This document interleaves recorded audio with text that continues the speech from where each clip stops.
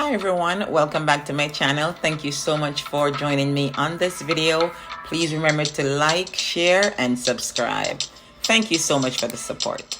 So this video is going to be looking at the Gleaner report, and this particular headline really caught my eye. Stolen Jamaican innovation made British manufacturers millionaires. And of course, this article was done by Jenny Bulstrode. Look at the article further. So it says, new research has shown that Jamaicans developed one of the most important innovations of the British Industrial Revolution. Now, global societies enter the fourth industrial revolution. The question is, will they get the benefit of their achievements this time? For centuries, historians have celebrated the court process.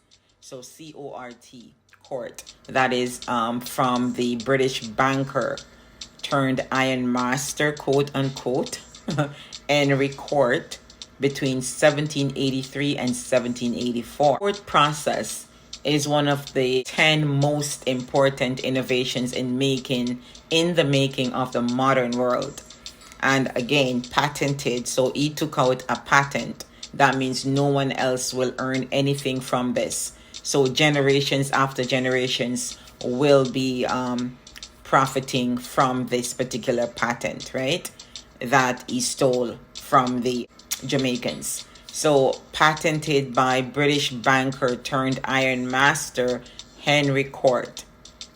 So that's between 1783 and 1784. The process made it possible to convert scrap metal into wrought iron on an industrial scale that could be used for everything from machinery and engines to bridges and railways. So basically, they're very frugal. They know a lot about ironwork. You'll be surprised to know how they're very smart and innovative.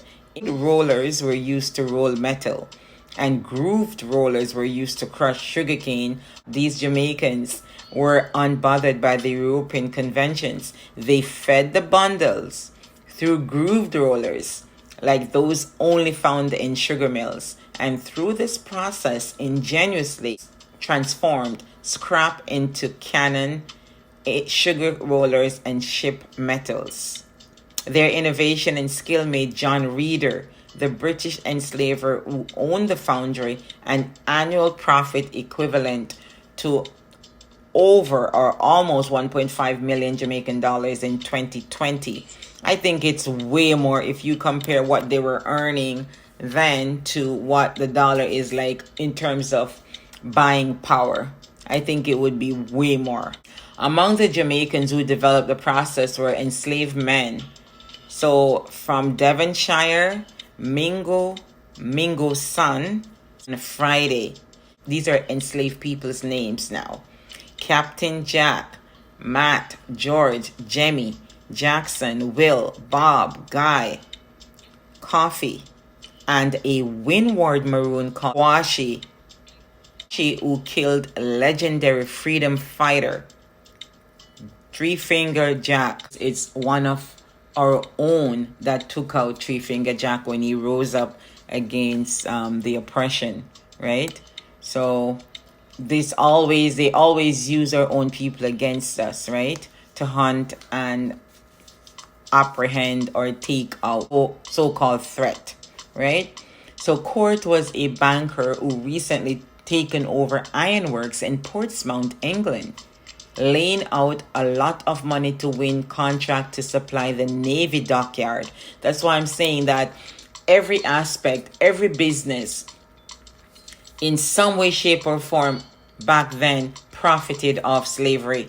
To know how innovative they were extremely talented, extremely skilled in iron work, and they passed that from one generation to the other. Go on further. So it says, by mid-19th century, the profits made from the innovation had helped transform Britain into a global power.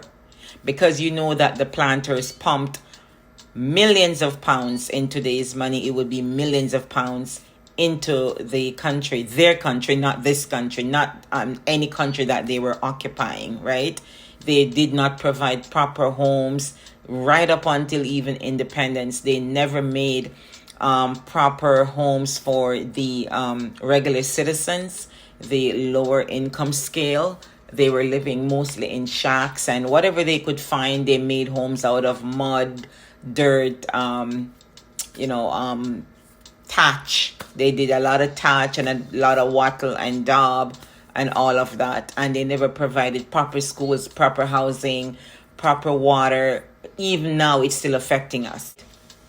They basically just cleaned out the place with whatever money they earned. They just pumped it right back into their economies and built museums and concert halls. They built universities, schools, many schools, and large estates so that their generations to come will be profiting, earning from their wealth, their so-called wealth that they earned, quote unquote, their wealth. They built numerous institutions and pumped much of the money into certain things so that they can be elevated, because a planter can now be looked up in society as a gentleman, and you'll be given a lot of high positions in society, right? They became mayors and politicians, public figures. It's because of the money that was being pumped through their hands, right? And into the economy. As a court process, the Times newspaper told its reader to thank the court process for raising British manufacturers to the position of millionaires. Royal Society's leading metals expert declared, "It is scarcely possible to overestimate the effect of the court's invention upon material interests of this country." Court process. So you put his name on it. It was first developed in the 1770s by 76 black Jamaicans in a foundry just west of Morant Bay, Jamaica. So many of these Jamaicans were born in Africa and abducted. Some of the most significant iron working cultures in world history. For them and other Jamaicans of African heritage, the skill to turn European scrap into useful tools, weapons, and objects of art and beauty was very important. These Jamaicans took inspiration from the many West and West Central African societies bundled iron blades as currency, and from the work of bundling sugarcane. They tied plantation scrap iron into bundles and heated the bundles into a furnace where the fuel is kept separate from the metal. They're very smart and innovative. In the European tradition, rollers were used to roll metal, and grooved rollers were used to crush sugarcane, but these Jamaicans were unbothered by the European conventions. They fed the bundles through grooved rollers, like those only found in sugar mills, and through this process ingeniously transformed scrap into cannon, sugar rollers, and ship metals. Their innovation and skill made John Reeder, the British enslaver who owned the foundry, an annual profit equivalent to almost 1.5 million Jamaican dollars in 2020. I think it's way more if you compare what they were earning then to what the dollar is like in terms of buying power. I think it would be way more. Jamaicans who developed the process were enslaved men. So from Devonshire, Mingo's son. So Devonshire, Mingo, and Mingo's son, Friday. So we're hearing these are enslaved people's names now. Captain Jack, Matt, George, Jemmy, Jackson, Will, Bob, Guy, Coffee, and a windward maroon called Kwashi from the original Nanny Town that is in Portland. The Kwashi who killed legendary freedom fighter Three Finger Jack. It's called Jack Man Song. Of course, it's one of our own that took out Three Finger Jack when he rose up against the oppression, right? So they always use our own people against us, right? To hunt and apprehend or take out so-called threat, right?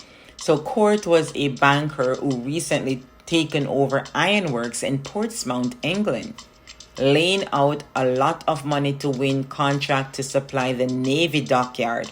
That's why I'm saying that every aspect, every business, in some way, shape, or form back then profited off slavery in some way. Even the people who supplied the ships, their families became very rich because the first leg of the journey was from England or Europe, because it's not just England doing it, but somewhere in Europe, and they would make that first leg to Africa loaded with weapons and trinkets and cloth and all of that.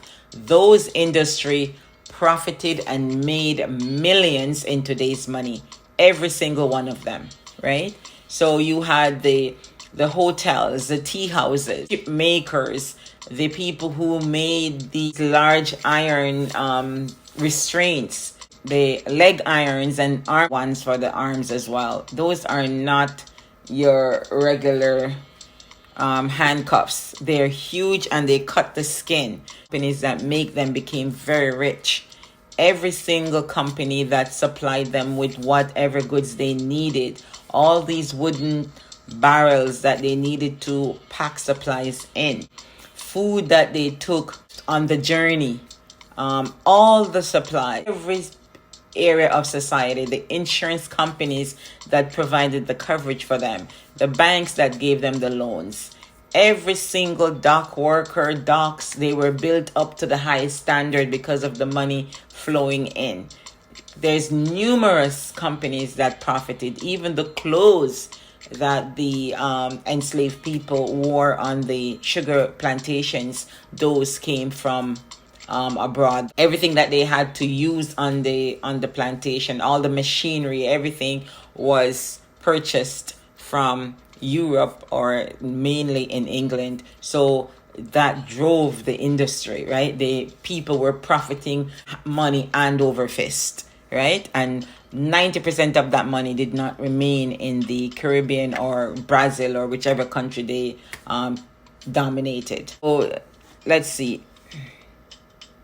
So the banker turned iron master, quote unquote, was facing bankruptcy when his cousin, a West Indies shipmaster, arrived in Portsmouth with the latest news from Jamaica. Court's cousin told him how a maroon named Kwashi had killed Three Finger Jack after taking the name of the owner of a major foundry where metal workers had discovered a way to convert scrap into valuable new metal and huge profits. So they saw the opportunity, and what did they do? Jumped right into it, because of course it's always using and abusing. A few months of their conversation, the British government had put Jamaica under martial law and ordered the destruction of the foundry. The public reason was that the foundry might fall into hands. However, in private, the military governor warned the foundry was too dangerous because if black Jamaicans could convert scrap metal into cannon, then they could undermine British manufacturers and overthrow British colonial rule. Court was well connected. He had been a banker to the King of England's brother and several other admirals, including the former commander-in-chief of West India Squadron. So he had connections. Agents like him regularly handled prizes, the equipment, vehicles, vessels, and cargo captured during armed conflict. His ship's master's cousin even transported prizes to England. With the foundry dismantled, its equipment was packed up and shipped to Portsmouth, where Court operated. So they took it out of Jamaica and shipped it to England. Over the next 2 years, Court patented Jamaican innovation as his own, but he did not enjoy the profits for very long. In 1789, he was caught having embezzled Navy wages equivalent to over 14 million Jamaican dollars in 2020. That figure probably is maybe way more than that now because it's 2023. In response, the British government confiscated the patents. The theft was nothing compared to the value of innovations Court stole from Jamaica. So the theft was nothing compared to the value of the innovation court stole from the Jamaicans, and it is only one among many examples which are now being uncovered. The first British Industrial Revolution was founded on the stolen skill and the knowledge of black people. The British government even enacted laws to prevent its colonies from competing with British manufacturers and keep those countries as captive markets for British goods. Another chokehold again. Now, as global societies enter the fourth industrial revolution and a new digital age, we must ask, will things be different this time? So Jamaican skill and precision engineering developed what has been called one of the most important innovations in the first industrial revolution, the making of modern world.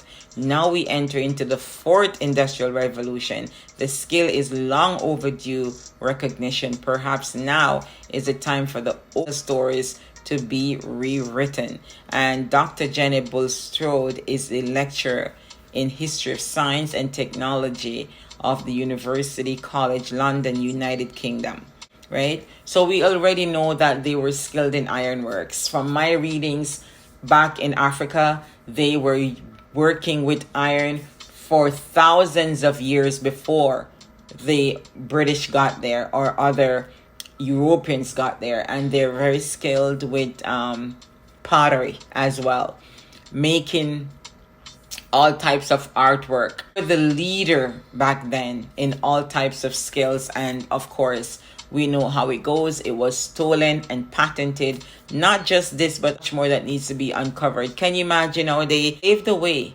doing all of this to benefit somebody else, right? To benefit another country. Important resource that a country has is its people. Thank you for joining me on this video. Please remember to like, share, and subscribe. Thank you so much for the support. Please continue to share the videos and join me for the next video. Bye for now. Take care of yourself and others.